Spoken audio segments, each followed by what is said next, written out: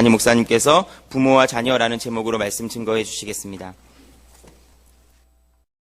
자, 우리 믿음의 고백을 하나님께 드림으로 말씀 앞에 나가도록 하겠습니다. 하나님 나를 사랑하신다. 하나님 내 인생에 크고 비밀한 계획 가지고 계신다. 하나님 오늘도 나와 동행하셔서 그 계획 이루어 주신다. 아멘. 그렇게 될 줄로 믿습니다. 아멘. 구약 성경에서 예배학 교과서라고 불리는 책이 레위기입니다. 이 레위기는 하나님께서 예배 공동체로 부르신 이스라엘 백성들에게 어떻게 예배할 것인가에 대해서 가르치는 책입니다. 우리가 이 레위기서에서 가장 자주 발견하게 되는 두 단어가 있다면 피라고 하는 단어와 거룩이라고 하는 단어입니다. 피는 동물 제사를 상징해주는 총칭적인 표현이고, 거룩은 이런 예배드린 사람이 어떻게 살아야 되는가에 대한 삶을 총칭하는 표현입니다.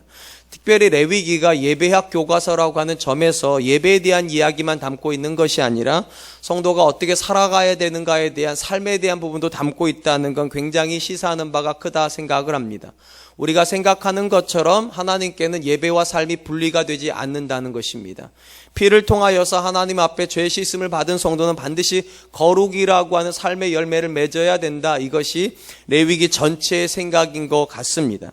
레위기를 연구하는 사람들은 레위기 안에서 이 거룩의 개념이 무려 87회나 나온다, 그렇게 이야기를 합니다. 그만큼 하나님께서 성도의 삶에서 거룩의 모습을 보고 싶어 한다는 것일 것입니다. 그렇다면 하나님께서 성도의 삶에 이렇게 거룩을 요구하시는 이유는 무엇인가? 레위기에 이렇게 기록이 되어 있습니다. 레위기 19장 1절로 2절, 여호와께서 모세에게 말씀하여 이르시되 너는 이스라엘 자손의 온 회중에게 말하여 이르라. 너희는 거룩하라. 이는 나 여호와 너희 하나님이 거룩함이니라. 하나님께서 이스라엘 백성에게 거룩함을 요구하신 가장 근본적인 이유는 그들과 동행하시는 하나님이 거룩하시기 때문이라 그렇게 말을 합니다. 단순히 말하면 하나님은 이스라엘 백성들이 하나님과 동행하고 있기 때문에 하나님을 닮은 사람으로 이 땅을 살아가기를 기대하신다는 것입니다. 이런 관점에서 놓고 보면 구약의 하나님의 요청이나 신약 시대의 하나님의 요청은 동일하다는 생각을 하게 됩니다. 구약 시대에 하나님께서 이스라엘 백성에게 요청하신 것은 하나님과 동행하는 것, 즉 하나님을 닮아가는 것이라면, 신약 성경에서 성도들에게 요청하는 것은 예수님을 닮아가는 그런 삶의 모습이기 때문입니다. 특별히 사도 바울이 이 부분에 대해서 굉장히 많이 강조를 하였는데, 예수님으로 옷 입어라, 예수 그리스도의 장성한 분량까지 자라라, 이런 모든 표현이 다 사실 엄밀히 말하면 거룩에 대한 요청이라 요약할 수 있을 것입니다. 성경이 이렇게 예수님을 닮아가고 또 하나님과 동행하는 삶의 모든 여정을 거룩이라고 하는 말로 요약을 하고, 이런 거룩한 삶을 살아가는 사람들을 거룩한 사람이라는 뜻에서 성도라고 부르고 있습니다. 우리는 이미 지난 시간에 남편과 아내들이 그들의 부부 생활 속에서 어떻게 하는 것이 거룩한 삶의 모습으로 피차 복종하는 것인가를 살펴보았습니다. 그때 사도 바울이 했던 권면의 가장 중요한 뼈대가 되는 것이 구절이 이런 구절입니다. 에베소서 5장 25절, 남편들아 아내 사랑하기를 그리스도께서 교회를 사랑하시고 그 교회를 위하여 자신을 주심같이 하라. 쉽게 말을 하면 부부가 결혼을 하여서 자기가 원하는 대로 살아가는 것이 아니라 예수님께서 하신 것처럼, 그러니까 예수님을 닮아가는 삶의 모습이 부부 생활에서도 드러나야 된다라고 말씀하시면서, 남편들은 아내를 사랑하는 것이 예수님을 닮아가는 것이고 아내들은 남편들에게 복종하는 것이 예수님을 닮아가는 것이라 그렇게 요약을 한 것입니다. 오늘 우리가 살펴보게 될 본문 말씀도 같은 맥락이라 생각하면 좋을 것 같습니다. 예수님은 예수 그리스도 안에서 예수님을 닮아가야 되는 부모와 자녀들이 어떻게 살아가는 것이 피차 복종하는 것이며 또 어떻게 하는 것이 거룩한 것인지를 우리에게 교훈하여 줍니다. 먼저 바울은 자녀들에게 이렇게 권면을 합니다. 6장 1절, 자녀들아 주 안에서 너희 부모에게 순종하라. 이것이 옳으니라. 일단 우리 성경에 옳다라고 번역이 된 단어는 거룩하다, 의롭다라고 하는 말로 번역이 됩니다. 그러니까 자녀들이 부모를 공경하여 부모에게 순종하는 것이 거룩이라는 것입니다.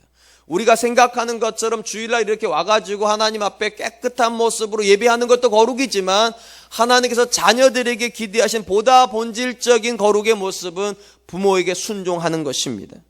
여러분이 성경을 읽으시면 깨닫는 것이 있습니다. 성경의 시대하고 우리가 살고 있는 시대는 확실히 다른 시대라는 것입니다. 우리가 살고 있는 시대는 자녀 중심적 시대입니다. 그러니까 가정의 중심에 자녀가 들어가 있다면 성경의 가정의 중심을 삼고 있는 건 부부입니다. 부모입니다. 그러니까 부모 중심으로 가정이 재편되도록 그렇게 구성이 되어 있다는 것입니다.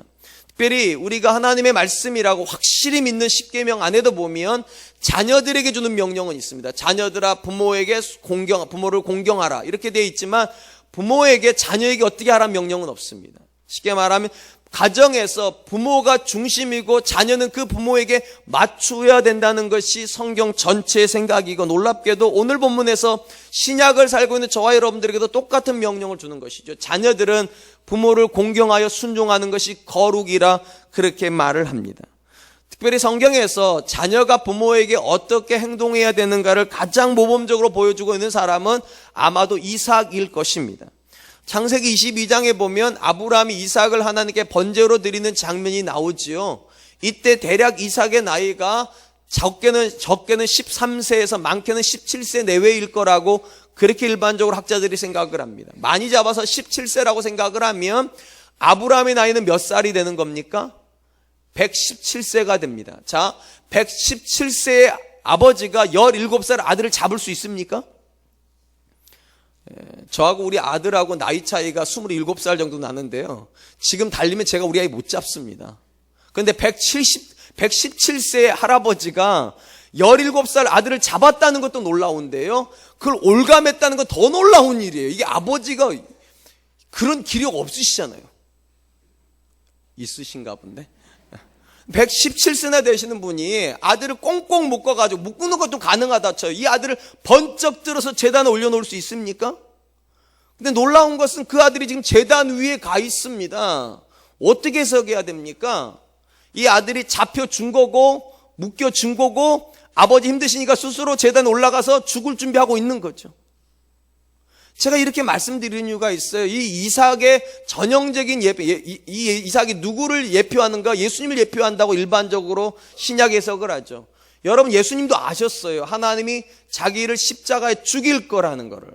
여러분, 예수님도 하나님이셨기 때문에 얼마든지 이걸 거절하실 수 있었습니다. 그런데 예수님이 어떻게 하십니까? 나의 원대로 하지 마시고 아버지의 원대로 되기를 원하나이다. 이 말은 하나님께서 예수님을 십자가에 못 박은 게 아니라는 말입니다.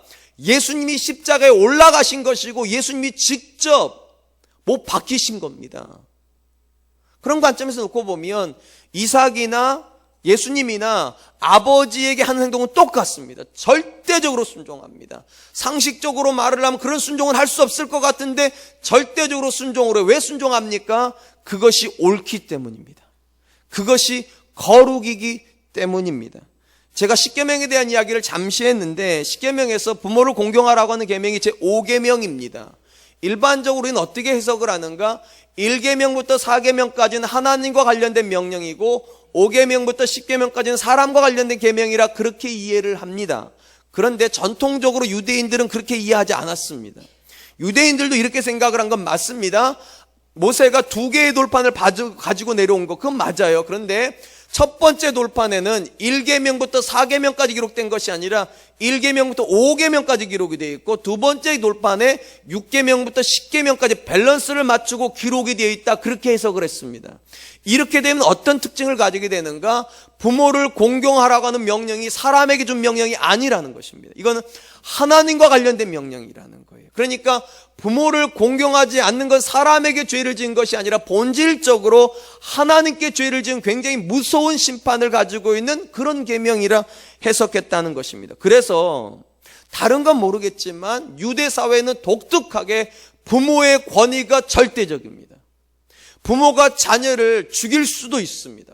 유대 사회는 그렇습니다. 부모에게 모독을 하거나 부모를 부끄러움을 주는 자녀는 심지어 죽일 수도 있는 사회가 유대 사회예요. 그걸 왜 그렇게 했는가? 부모의 권위가 절대적이기 때문입니다.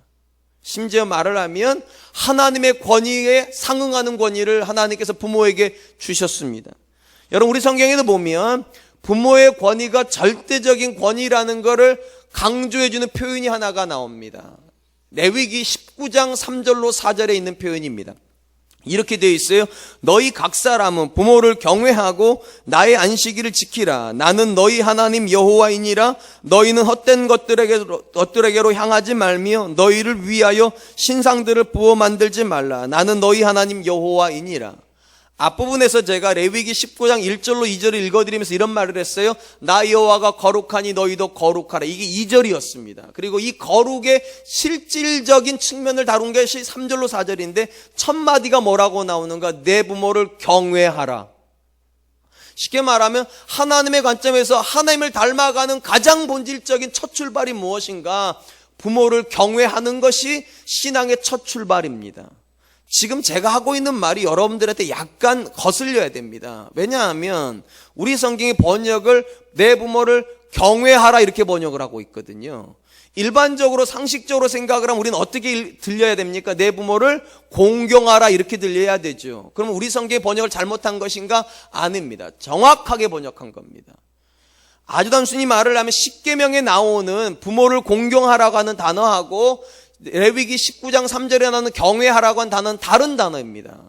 19장 3절에서 쓰고 있는 단어는 하나님을 경외한다 할 때 쓰는 그 단어가 똑같이 쓰였습니다. 그러니까 하나님을 경외하는 그 정도의 두려운 마음으로 부모에게 순종해야 된다는 거예요. 그것이 성경이 말하는 거룩의 출발점이라고 성경은 기록하고 있는 것입니다. 분명한 것은 이 19장 3절로 4절에 보면 안식일을 지키라, 우상 숭배하지 말라는 이 모든 말은 다 하나님과 관련된 계명이에요. 그리고 그걸 끌고 가는 첫 번째 문장이 내 부모를 경외하라는 문장이라면 부모에 대한 순종, 부모에 대한 경외는 누구에 대한 명령이라는 겁니까? 하나님에 대한 명령이라는 거예요. 여러분들이 아무리 하나님을 사랑하고 하나님 말씀에 철저히 순종할지라도 부모에게 절대 복종하지 않는다면 그건 하나님께 죄 짓는 거라는 겁니다. 그렇다면 궁금한 건 이겁니다. 왜 하나님께서 부모에게 이렇게 절대적인 권위를 주셨을까? 심지어 하나님에게 상응할 만큼의 절대적인 권세예요. 왜 그랬을까? 그게 두 가지 이유 때문일 거라 생각이 됩니다. 첫 번째 이유는 하나님이 우리의 아버지이시기 때문입니다. 쉽게 말을 하면 눈에 보이는 아버지도 그렇게 순종하지 못하면서 눈에 보이지 않는 하나님 아버지에게 순종하는 건 거짓이라는 거죠. 그러니까 눈에 보이는 부모로부터 시작을 해서 절대적인 복종을 드리고 영적인 아버지인 하나님을 향해서도 그런 절대적인 순종의 모습을 드려야 된다. 이것이 하나님의 첫 번째 생각이 아니셨을까 생각을 합니다. 두 번째 이유는 보다 실질적인 이유입니다. 유대 사회에서 신앙은 어떻게 전수가 됩니까? 자녀가 선택하는 겁니까? 부모가 물려주는 것입니까? 유대 사회에서 신앙은 부모가 물려주는 것입니다. 그런데 하나님 이렇게 생각하시는 거죠. 부모가 절대적인 권위를 가지고 물려주어야지만 그 자녀의 인생에서 신앙이 빗나가는 법 없다는 거예요.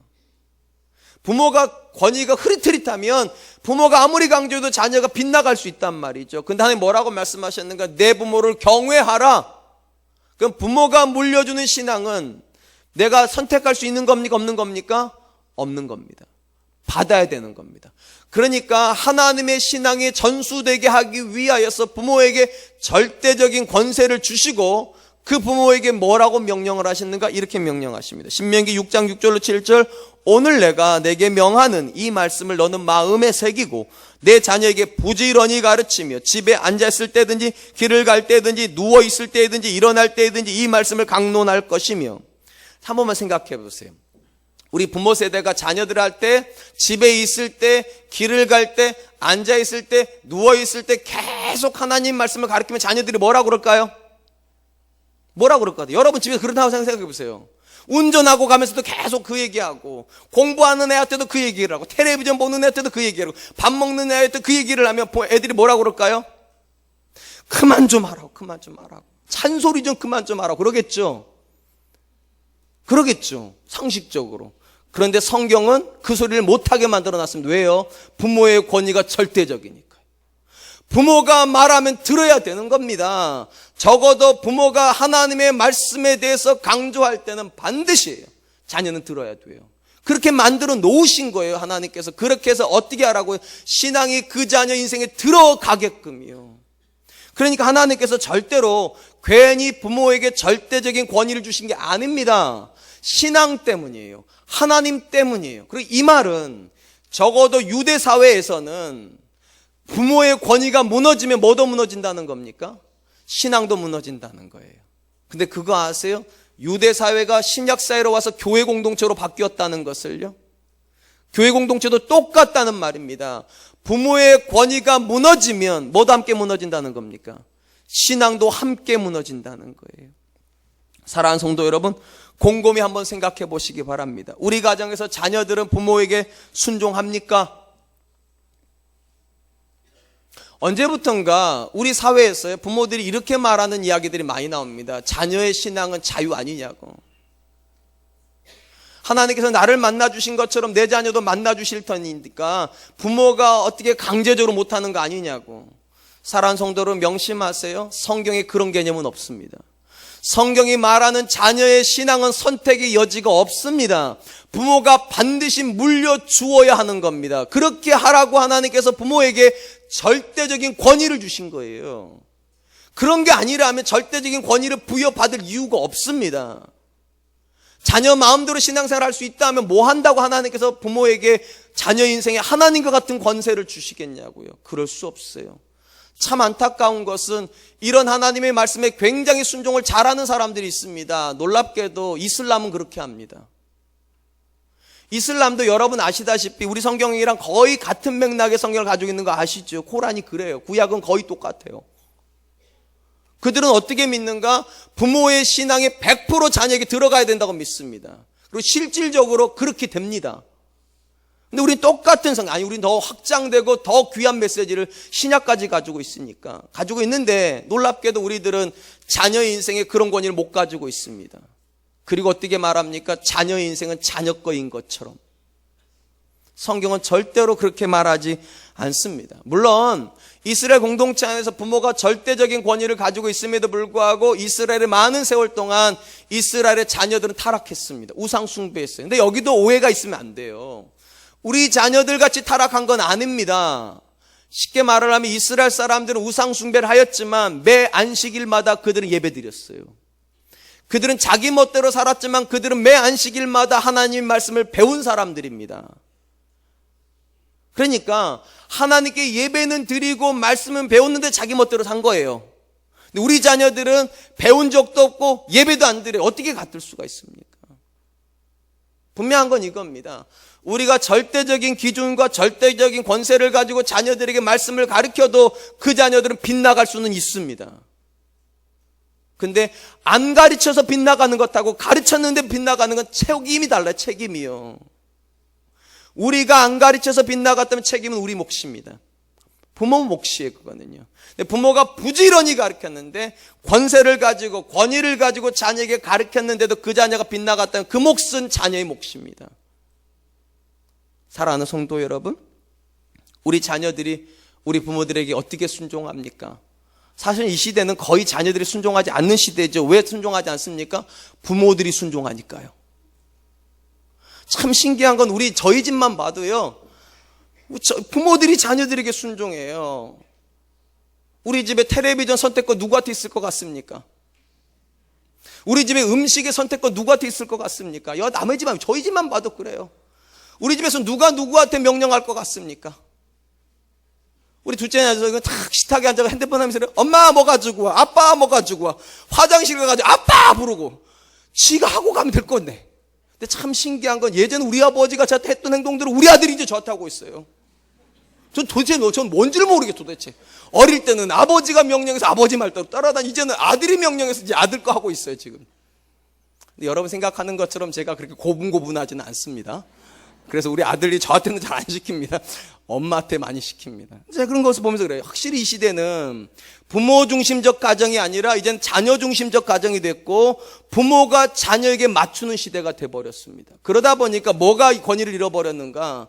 신앙의 권위가 없습니다. 부모가 아무리 말을 해도 자녀가 선택한다고 생각을 해요. 엄마가 아무리 말을 해도 그건 엄마 생각일 뿐인 거고 그건 아빠 생각일 뿐인 거고 나도 내 인격 있지 않냐고. 아니요. 성경에 말하면 자녀의 인격은 없습니다. 부모의 인격만 있습니다. 그럼 자녀가 언제 인격을 가지게 되는가? 결혼하여 분리하여 나갈 때 인격을 가지는 겁니다. 그리고 부모는 언제까지 신앙을 책임져 줘야 되는가? 결혼하여 나가기 전까지요. 그게 우리의 몫입니다. 근데 사랑하는 성도 여러분, 부모들이 뭐라고 핑계합니까? 이런 핑계하죠. 목사님 한 말 다 맞지만 자녀 이기는 부모 있습니까? 참 가능성 있는 말이에요. 그죠? 다 자녀 못 이긴다고 그러죠.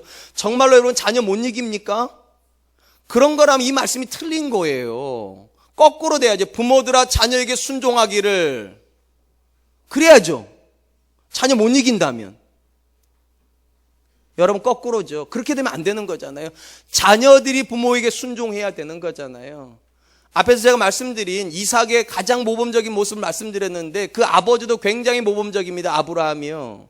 아브라함이 100세 이삭을 낳았어요. 하나님이 어느 날 아브라함에게 이삭을 드리라고 그래요. 여러분 제가 최근에 만난 어떤 분은 자기가 40의 아들을 낳았다면서 그 아들을 군대 보내는 게 너무 힘들다고 40에 군대를 보내는 것도 그렇게 힘드시라 하시더라고요. 근데 이 아버지는 100세에 나가서 죽여야 되는 운명이에요. 여러분 자녀 이기는 부모 없다면 죽일 수 있습니까? 못 죽입니까? 대답해 보세요. 자녀 이기는 부모 없다면서요. 그러면 그 자녀 죽일 수 있어요? 없어요? 못 죽여야죠. 놀라운 것은 아브라함은 그 자녀를 죽이겠다고 칼을 뽑아 들어요. 그리고 하나님이 뭐라고 말씀하십니까? 내가 이제야 나를 경외한 줄 알겠다고. 내가 이제야 나를 경외하는 줄 알겠노라. 무슨 말입니까? 네가 하나님이 나를 네 아들보다 더 중요하게 여기는 걸 보니까 네가 믿는 하나님은 살아있는 하나님이고 네가 가지는 신앙은 진짜라는 거잖아요. 그러므로 사랑하는 성도 여러분, 여러분들이 자녀를 못 이기면 여러분 안에 있는 믿음 가짜입니다. 그건 가짜인 거예요. 다른 건 여러분이 못 이기셔도 상관없어요. 그런데 믿음의 영역에서만큼 여러분이 끌려가신다면 우리 자녀에게 소망 없습니다. 하나님께서 왜 우리에게 부모된 권세를 주셨을까요? 왜 부모에게 절대적인 힘을 실어주면서 내 부모를 경외하라고까지 레위기에서 그렇게 말을 했을까요? 이유는 딱 하나예요. 그 자녀에게 여러분들이 중심을 잡아주고 그 자녀를 심지어 하나님 앞에 데려올 때 그 자녀가 반항을 하면 심지어 죽이고 싶을 만큼의 죽여야 되겠다라고 하는 강력한, 이거 실제로 칼 뽑아 죽이시면 안 돼요. 그게 아니라 하나님 내 자녀가 성공을 못할지라도 좋은 대학을 못할지라도 심지어 결혼을 못할지라도 내 자녀는 하나님을 믿게 해주십시오. 이 각오가 없으면 절대로 자녀에게 신앙은 안 들어간다는 거예요. 그리고 그런 각오를 할 수 있도록 하나님께서 여러분들에게 어떤 권세를 주셨는가? 자녀의 인생을 송두리째 책임질 수 있는 권한을 주셨다는 것입니다. 그렇다면 사랑하는 성도 여러분, 정말로 물어봐야 됩니다. 우리 가정에서 누가 누구의 말을 듣고 있습니까? 자녀들이 부모의 말을 듣고 있습니까? 아니면 부모들이 자녀의 말을 듣고 있습니까? 성경이 말하는 건 이겁니다. 자녀들이 부모의 말을 듣고 있어야 됩니다. 그리고 자녀들이 부모의 말을 듣고 있지 않다면 그거는 굉장한 저주를 받고 있는 겁니다. 그 자녀가. 왜냐하면 앞에서 말씀드렸잖아요. 부모를 공경하고 부모에게 순종하는 계명이 사람에게 준 계명이 아니라니까요. 이건 하나님과 관련된 계명이에요. 그 말은 내 자녀가 내게 순종하고 있지 않다는 건 단순히 그냥 내가 그럴 수 있다 생각할 수 있으면 안 된다는 거예요. 그건 하나님께 심각한 죄를 짓고 있는 것이고 하나님께 절대로 복을 받을 수 없는 행동이라는 것이죠. 하나님을 대적하는 행동이니까. 지난주에도 제가 말씀드렸잖아요. 남편과 아내는 동등하다니까요. 다만 질서가 있다니까요. 남편을 가정의 대표 주자로 리더로 세워놓았다. 이 질서라고 제가 말씀드렸고 부모자 자녀도 역시 마찬가지 질서가 있어요. 아무리 자녀가 여러분들에게 귀하고 사랑스러울지라도 그 자녀가 여러분을 끌고 가는 건 절대로 성경이 말하는 질서가 아니에요. 여러분들이 끌고 가시는 거예요. 어디로요? 하나님께로요. 그리고 그렇지 못하면 그 자녀는 복받기가 어렵습니다. 그래서 바울이 순종하라고 말한 다음에 이렇게 말하는 겁니다. 2절로 3절입니다. 내 아버지와 어머니를 공경하라. 이것은 약속 있는 첫 계명이니 이로써 내가 잘되고 땅에서 장수하리라. 부모의 말을 들어서 부모의 말씀대로 순종하여 하나님을 잘 섬기는 자에게는 하나님께서 어떤 약속을 주셨다고요? 땅에서 잘되고 장수하는 복을 주었다고. 근데 만약에 여러분들이 여러분의 자녀들을 순종하는 자녀로 키우지 못하셨다면 이 복을 빼앗고 있는 거죠. 땅에서 잘 되게 못하는 거예요. 그 자녀들이 장수의 복을 못 누리게 하는, 여기 말하는 장수를 단순히 길게 산다 생각하지 마세요. 행복한 인간관계라고 생각을 하세요. 왜냐하면 성경에서 말하는 장수의 개념 본질적으로 하나님과 동행하여서 오래 사는 거거든요. 근데 많이 생각해 보세요. 나는 내 자녀를 사랑하기 때문에 그 자녀에게 강요 못한다 그래요. 아는 부모님들이요. 내 자녀들이 좋은 대학 가고 싶어 해서, 학원 가고 싶어 해서 내가 그 자녀를 교회에 데려오고 싶지만 그 자녀가 그걸 원하니까 그거 해줘야 되지 않냐고 그렇게 얘기를 해요. 전 틀렸다고 생각하지는 않아요. 근데 잘 생각해 보세요. 그 자녀에게 내가 줄 수 있는 복 또는 그 자녀가 스스로 만드는 복과 하나님이 그 자녀에게 주시는 복 중에 어느 게 진짜 큰 복입니까? 한번 스스로 물어보세요. 땅에서 잘 되게 하시는 하나님의 복이 큽니까? 내 자녀가 스스로 공부해서 잘 되는 복이 큽니까? 우리 입은 삐뚤어져도 말은 바르게 하자고요. 어느 게 진짜 복이에요? 하나님이 땅에서 잘 되게 하는 복이 더 진짜 복 아닙니까? 근데 우리가 말은 그렇게 하지만 내 자녀들을 쳐서 복종시키지 못하여서 그들이 가고 싶은 길로 그대로 내버려 둔다면 그 자녀를 우리가 축복하는 겁니까? 저주하는 겁니까? 저주하는 거예요. 저주하는 거예요. 자녀들은 이렇게 생각할지 몰라요. 우리 부모는 굉장히 인격적에서 신앙을 강요하지 않는다고, 내가 원하면 얼마든지 네 선택대로 하라고 그렇게 말해준다고 그렇게 말할 수 있을지는 몰라요. 근데 여러분, 그 자녀가 천국에 가서도 그렇게 말을 할까? 천국문 앞에 서서도요? 우리 엄마 아빠가 너무 인격적이어서 내가 교회 가는 것까지 선택하게 하셨다고, 그래서 난 지옥 가야 된다고 그렇게 말을 할까요? 정말로? 안 그럴 겁니다. 정말로 천국이 존재한다면, 여러분이 믿음처럼 정말로 지옥이 존재한다면 그 자녀가 천국문 앞에 서가지고 말할 건 딱 하나예요. 그때 엄마 왜 그랬냐고. 내가 교회 가야 된다고 할 때, 엄마가 교회 간다고 그럴 때, 내가 학원 간다고 그럴 때 왜 나 안 뜯어 말렸냐고. 그때 내가 성공하겠다고 하나님을 잠깐 뒤로 미룰다 올 때 왜 그때 뭐라고 안 그래줬냐고. 안 그러겠습니까? 바울이 지금 하는 말이 그거예요. 부모를 공경하는 건 단순히 인간의 윤리 때문에 공경하는 게 아니라는 거예요. 이거는 하나님의 명령이고, 어느 정도의 명령이냐? 약속이 있는 명령이라는 거예요. 그렇게 살면 하나님이 반드시 복을 주시겠다고 하시는 약속이 들어가 있고, 심지어 이 약속을 뭐라고 말하는가? 약속 있는 첫 계명이라고 그렇게 얘기를 했습니다.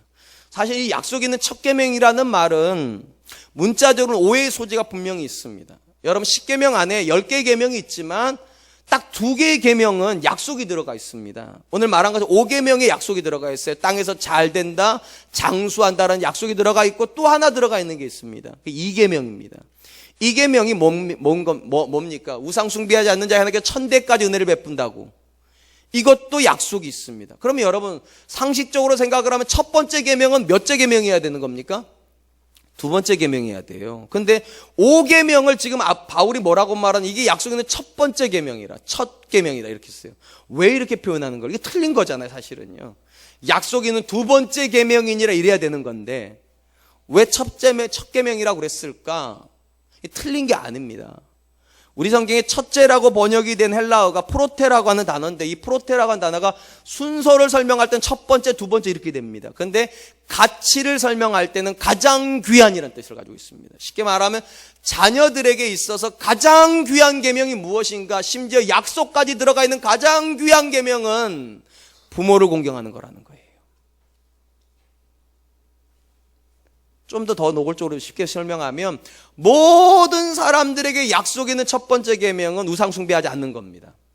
근데 자녀들에게 있어서 첫 번째 계명은, 가장 중요한 계명은 부모를 공경하는 거라는 거예요. 그러면 왜 자녀들에게 부모를 공경하는 계명이 가장 귀하고 가장 가치 있는 계명인가?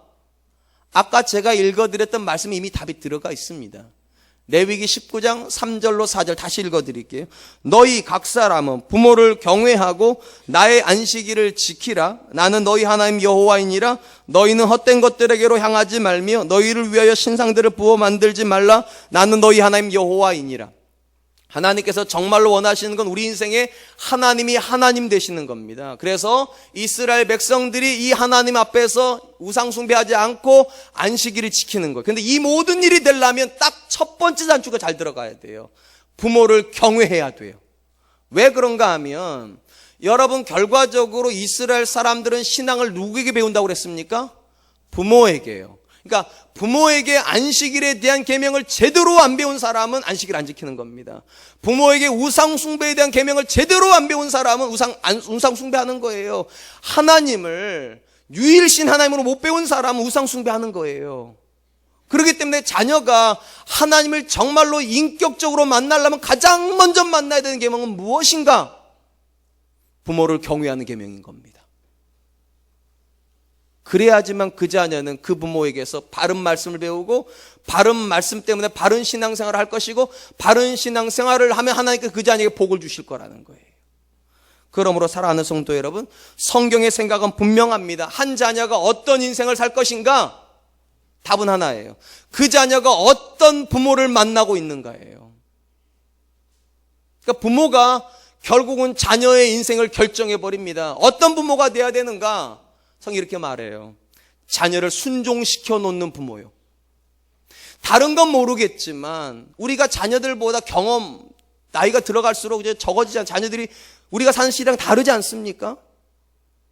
같으세요? 저희 아이가 올해 고3인데 도대체 저는 수능을 이해를 못하겠어요. 도대체 어떻게 준비해야 되는 건 잘 모르겠어요. 그러니까 저희 아이가 저한테 물어도 안 봐요. 그거는. 왜냐, 아빠가 살던 시대는 다르니까. 맞아요. 그거에 대해서 제가 해줄 말이 아무것도 없어요. 뭐 내신을 어떻게, 저는 그건 잘 몰라요, 솔직히. 뭐 봉사 시간, 그거 잘 몰라요, 저는. 한 가지는 알아요. 성적으로 가는 대학도 있지만 믿음으로 가는 대학도 있다는 거. 제가 해줄 수 있는 말은 믿음으로 대학을 갈 수 있다는 거예요. 거기에는 타협이 없어요. 저는 우리 아들이 저한테 뭐라고 말하든 언제 똑같이 말해요. 네가 말하는 방식으로 가는 대학도 있지만 아빠가 말하는 방식으로 가는 대학을 가라고. 믿음으로 가자고. 하나님이 너에게 주신 대학이 있을 거라고. 이 기준만 흔들리지 않으면 저는 믿습니다.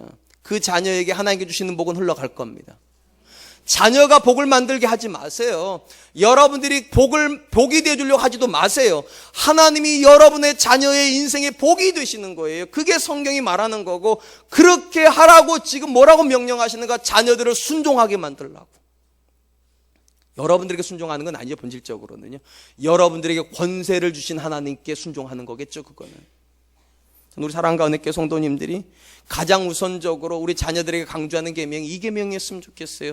우리 자녀들이 가장 우선적으로 해야 되는 일이 무엇입니까? 부모에게 공경하는 겁니다. 부모에게 순종하는 겁니다. 그래서 그 부모에게서 무엇을 배워야 되는가? 말씀을 배워야 돼요. 그리고 이것이 사실이라면 우리 부모의 인생에서도 가장 중요한 가치관은 하나여야 됩니다. 하나님이요. 부모의 인생에 하나님이 유일한 가치관이 될 때 이 부모는 강력한 리더십을 가집니다. 그래서 자녀들이 이렇게 말할 수 있어요. 어떤 것도 아빠한테서는 우선순위 없다고. 어떤 것도 엄마에게는 우선순위 없다고. 하나님, 네가 대학을 가는지 안 가는지 그건 두 번째 관심이고 첫 번째 관심은 너의 인생에 하나님 계신가 안 계신가. 이게 선택의 여지가 없어야지만 권세를 가지는 거예요. 근데 자녀들이 언제부턴가 우리 엄마가 공부 잘하는 걸 원한다는 거 압니다. 언제부턴가 우리 엄마가 좋은 대학교 가기를 원한다는 거 압니다. 언제부터 우리 자녀들은 부모들이 성공한 자녀 두고 싶어 한다는 거 압니다. 그러니까 그걸 가지고 부모를 움직이기 시작해요. 엄마 내가 좋은 대학 가는 거 싫어? 엄마 내가 성공하는 거 싫어? 엄마 내가 결혼 잘하는 거 싫어? 우리 부모들 다 말하잖아요. 좋지. 그럼 엄마 이 시기에는 이거 해야 된다고. 지금 이거 해야 된다고. 여러분 이렇게 맞춰 나가다 보면 하나님 들어갈 자리가 없습니다. 부모님이 말하는 그거예요. 부모들이 중심 잡아야죠. 앉았을 때나 서 있을 때나 길을 갈 때나 집에 있을 때나 누워 있을 때나 일어날 때나 답은 하나예요. 하나님 주신 절대 권세를 가지고 자녀를 부지런히 양육하는 거죠. 우리 사랑과 은혜교회가 그런 가정들 되었으면 좋겠습니다. 사도 바울은 자녀들을 향하여서 부모에게 순종하는 것이 거룩이라고 말한 다음에 이번에는 부모가 어떻게 하는 것이 거룩인지를 이렇게 얘기를 합니다. 4절입니다. 또 아비들아 너희 자녀를 노엽게 하지 말고 오직 주의 교훈과 훈계로 양육하라. 지금까지 계속 부모에 대한 이야기를 하다 갑자기 4절에서 아비가 나오는데 이거 오해할 필요 없습니다. 이 당시 자녀 양육에 있어 훈육에 있어서 책임권이 아버지에게 있었기 때문에 아버지라고 쓴 것이지 엄마를 빼먹은 건 아닙니다. 특별히 본문에 보니까 아비들한테 뭐라고 말하는가? 자녀들 노엽게 하지 말랍니다. 지금 우리는 이런 일을 읽으면 당연히 그렇게 생각합니다. 왜냐하면 지금은 자녀의 인권이라는 걸 알고 있기 때문에. 근데 여러분, 이 성경이 쓰여질 때 자녀의 인권이 있었을까? 있었을 것 같습니까? 없었을 것 같습니까? 없었습니다. 단적으로 이 성경이 쓰여진 배경이 로마 시대이죠. 여러분, 로마 시대에는 전쟁하는 문화권이었습니다. 당연히 아버지들이 전쟁하러 1년, 2년, 3년, 4년 나가 있었던 거예요. 나갔다 돌아와 보니까 애가 태어나 있어요. 자, 이 자녀 내가 낳은 자녀인지 남의 자녀 어떻게 합니까? 우리 집 자녀 맞아요? 그 자녀? 모르는 거죠. 유전자 검사를 할 수 있는 것도 아니잖아요. 그러니까 어떻게 하는가? 아버지가 나간 사이에 애가 태어났으면 아버지가 돌아오면 그 아버지 앞에 애를 넣는다는 거죠. 그리고 아버지가 들어주면 이 자녀는 그 집으로 들어오는 겁니다. 근데 아버지가 지나가 버리면 이 자녀는 파는 겁니다. 노예로 팔려가는 거예요. 그런 문화권 속에서 지금 바울이 뭐라고 말하는, 너희 자녀를 노엽게 하지 말래요. 이거 말이 안 되는 거 아니에요? 이 당시에는 아버지를 노엽게 하면 큰일 나는 거잖아요. 울던 애도 아버지 앞에서는 뚝 그쳐야죠. 살지. 팔려가는데 잘못하면. 근데 그런 문화권에서 지금 바울이 뭐라고 말하는가? 너희 자녀를 노엽게 하지 말라고. 굉장히 의미가 있습니다. 굉장히 의미가 있어요. 시대적인 사고방식을 따라 자녀 키우지 말라는 거예요. 그 당시 아버지들이, 그 당시 어머니들이 하는 방식으로 자녀에게 하지 말라는 거예요. 왜냐? 너희는 뭐 하는 사람이니까? 거룩한 하나님의 백성이니까. 이 부분에서 조금 더 부연 설명을 하면 에베소서에 있는 말씀을 이 부분에서만큼 골로새서가 보완을 해주는 부분이 있습니다. 골로새서 3장 21절, 아비들아 너희 자녀를 노엽게 하지 말지니, 그 다음 말, 낙심할까 함이니라. 왜 자녀들 노엽게 하지 말아야 되는가? 낙심하기 때문이랍니다. 자, 여러분, 이 말이 이해가 되세요? 논리적인 순서가 이런 겁니다. 아버지들이 화를 냅니다. 자녀들이 겉으로 표현 못하지만 안에서 분노가 일어납니다. 그 다음에 낙심합니다. 자, 이게 이해가 되세요? 아니죠. 이게 이해가 되면 안 되죠. 우리 문화권 이게 이해가 안 됩니다. 우리 문화는 이런 문화거든요. 아버지가 화를 냅니다. 자녀가 분노가 일습니다. 덤빕니다. 이 문화죠. 우리는요. 절대로 자녀가 낙심 안 합니다. 오히려 덤비는 부모, 애 때문에 부모가 낙심하죠. 아니에요? 애를 때리려고 그러는데 부모가 탁 잡고, 아빠 이러지 마세요. 중학생 이래요. 이러면 집에 들어가서 아버지가 낙심이 돼 죽는 거죠. 저놈이 다 컸다고, 지 머리 컸다고, 아빠를 어떻게 보려고 그런다고. 부모가 낙심하는 시대예요. 근데 이 문화권은 어떤 문화권인가? 자녀들이 낙심하는 문화권이라니까요. 부모가 화를 내고 분노하면 이렇게 불안하잖아요. 아버지 나 팔아버릴라나? 나를 자녀로 인정 안 할라나? 낙심한단 말이에요.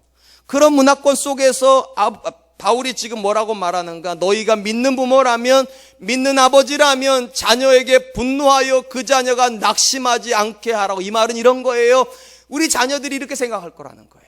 우리 아빠는 예수님 믿는 사람이니까 다를 거라고 기대했는데 똑같은 행동을 하고 똑같은 말을 할 때 안에 분노가 일어난다는 거죠. 그리고 이렇게 말할 거라는 거죠. 우리 아빠는 다르지 않다고. 똑같다고. 우리 엄마는 다르지 않다고. 똑같다고. 그게 낙심하는 거예요. 이게 낙심이 되면 어떤 문제가 벌어지는 줄 아세요? 믿음은 안 들어가요. 아무리 여러분들이 예수님 사랑해야 된다고, 하나님 사랑해야 된다고, 말씀 사랑한다고 그래도 여러분들이 여러분 자녀에게 다르다는 사실을 보여주지 않으면 절대로 믿음은 안 들어가지는 거예요. 자녀 생각할 거 아니겠어요? 뭐 믿으나 안 믿으나 똑같은데 뭐. 믿는 아빠나 믿지 않는 아빠는 하는 행동이 똑같은데, 믿지 않는 엄마나 믿는 엄마나 가치관이 똑같은데 뭐하러 믿어? 뭐하라고요? 불편하기만 한데. 그러니까 이 바울이 이야기하는 거라고요. 너희 자녀를 노엽게 하지 말라고. 낙심하여서 신앙에서 떠날까 두려운다는 거예요. 떠날까 봐. 대신 어떻게 하라고 말합니까? 주의 교훈과 훈계로 양육하라고. 중요한 말이 이겁니다. 내 생각대로 양육하지 말고 주의 교훈과 훈계로 양육하라고. 무슨 말입니까? 그 자녀의 인생의 주인이 나인 것처럼 함부로 하지 말라는 거예요. 엄마가 낳았으니까, 아빠가 낳았으니까 내 말 들어, 이게 아니라 너는 하나님의 자녀니까 그렇게 행동하면 안 되지. 엄마도 하나님 말씀 앞에서 이런 행동 안 하니까 너도 하지 마. 아빠도 하나님 앞에서 이런 가치관 버렸으니까 너도 버려. 그래야 된다는 거예요. 그래야지만 그 자녀가 뭐를 만난다는 거? 주님을 만난다는 거예요. 아빠 인생에서요. 엄마 인생에서 하나님을 만난다는 거예요. 사랑하는 성도 여러분, 저도 이게 참 두렵습니다. 제가 목사잖아요. 또 그냥 목사도 아니죠. 담임 목사잖아요. 물론 우리 아들들은 저를 담임 목사로 생각 안 합니다. 그러니까 화장실에서 화장지 가져오라고 막 고래고래 소리 지르죠 막. 그래도 우리 아이들이 저를 담임 목사로 안 부르지만 우리 아이들이 머릿속에 목사라는 생각은 박혀 있어요. 그리고 바라봐요. 우리 아빠가 목사인데 나한테 어떻게 하는지, 우리 엄마가 사모님인데 나한테 어떻게 하는지. 그게 저하고 제 아내한테 굉장한 부담이에요. 참 감사한 건 그 부담이 있으니까 가정이 점점 건강해져요. 저는 우리 사랑과 은혜교회 와가지고 우리 가정이 더 행복해졌다고 확신하는 사람입니다. 왜냐, 제가 담임 목사가 됐기 때문에. 책임감이 더 커졌어요. 제가요, 그냥 부목사로 있을 때보다 지금이 더 책임이 무거워요. 왜냐, 우리 아이에게 있어서 어쩌면 평생 담임 목사는 저일지도 몰라요. 근데 저 때문에 우리 아이가 은혜 못 받으면 그거 제 책임이잖아요. 적어도 저는 제가 설교는 못할 수는 있을지 몰라도 우리 아빠는 나쁜 놈이야 이런 소리는 안 듣고 싶어요. 우리 아빠는 똑같은 사람이 이런 소리는 듣고 싶지 않아요. 전 여러분들 똑같았으면 좋겠어요. 여러분 자녀가 여러분들 평가할 때 뭐라고 평가할까요? 우리 엄마는 다르시지, 우리 아빠는 다르지. 왜냐, 우리 엄마 아빠는 주의 교훈과 훈계로 나를 양육하셨으니까. 사랑하는 성도 여러분, 어떤 부모 되어야 될까요? 어떤 자녀 되어야 할까요? 저는 거룩한 부모, 거룩한 자녀 되었으면 좋겠습니다. 무엇이 거룩입니까? 하나님 앞에 서 있는 거예요. 하나님 앞에서 부모는 부모의 자리를, 자녀는 자녀의 자리를 가지고 하나님 안에서 만나지는 거, 그런 가정 꿈꿀 수 있었으면 좋겠습니다. 이제 말씀을 맺겠습니다. 하나님께서 한 사람에게 주시는 가장 귀한 복은 배우자의 복인 것 같아요. 확실히요. 왜냐하면 하나님께서 아담을 만드시고 아담을 위해서 하와를 만드셔서 두 사람을 연애시킨 게 아니죠. 결혼을 시키셨어요. 그러니까 쉽게 말하면 아담과 하와는 하나님께서 만들어주신 가정으로 들어간 겁니다. 그리고 그렇게 하신 가장 중요한 이유는 거기서 새로운 생명을 만나고 싶으셔서, 자녀라는 생명이에요. 그리고 그 자녀가 어떻게 되기를 기대하시는 겁니까? 하나님의 자녀가 되기를 기대하시는 것이죠. 그렇게 하려고 하나님께서 부모에게 절대적인 권위를 주셨습니다. 어떤 권위요? 하나님만 심을 수 있는 권위요. 그리고 부모가 만약에 내 인생에도 하나님만 계시고 내 자녀 인생에도 하나님만 계시길 원하신다면 저는 의심하지 않습니다. 여러분의 부모의 권세는 세워질 것입니다. 그리고 그런 부모 밑에서 자라는 자녀는 분명히 주의 교훈과 훈계로 양육을 받아 하나님의 자녀가 될 줄로 믿습니다. 저는 우리 사랑과 은혜교회가 가정 안에서도 하나님이 높아졌으면 좋겠어요. 자녀들은 하나님께 이렇게 기도했으면 좋겠어요. 하나님 감사합니다, 나한테 믿음의 아빠 주신 거. 하나님 감사합니다, 나한테 기도하는 엄마 주신 거. 내 생에 가장 귀한 복이었습니다. 그런 가정 이룰 수 있기를 주님의 이름으로 축원드립니다. 지금 그러니까 찬양할 텐데요, 사랑하는 나의 아버지 찬양하려고 합니다. 우리 가정에서도 하나님이 아버지 되시길 정말로 원하고, 우리 가정에서 자녀들이 눈에 보이는 아빠를 부르는 그 똑같은 감정을 하나님 부를 때 감사가 넘쳤으면 좋겠어요. 하나님, 내게 눈에 보이는 아빠 주신 것도 너무 좋은데 하나님, 내 인생에 내 영혼의 아버지가 되어주신 너무 감사하다고 찬양 부르면서, 하나님, 우리 가정에서 내 자녀의 입술에서 하나님이 높아지기를 원하고 내 부모의 입술에서 하나님이 높아지기를 원합니다. 우리 가정 다스려 주시고 우리 가정의 아버지 되어 주시옵소서. 그러니까 찬양하겠습니다.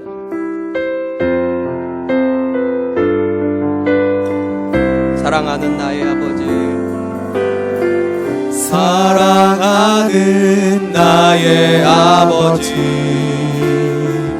이름 높여드립니다. 주의 나라 찬양 속에 임하시니 능력에 주께 찬송하네. 전능하신 하나님 찬양, 언제나 동일하신 주. 전능하신 하나님 찬양, 영원히 다스리네. 사랑하는 나의 아버지, 사랑하는 나의 아버지, 이름 높여드립니다. 주의 나라 찬양 속에 임하시니 능력에 주께 찬송하네. 전능하신 하나님 찬양 언제나 동일하신 주 전능하신 하나님 찬양 영원히 다스리네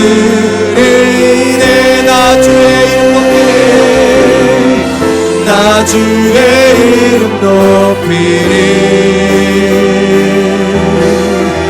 나 주의 이름 높이리 하늘 높이 올린 깃발처럼 주의 이름 높이리 전능하신 하나님 찬양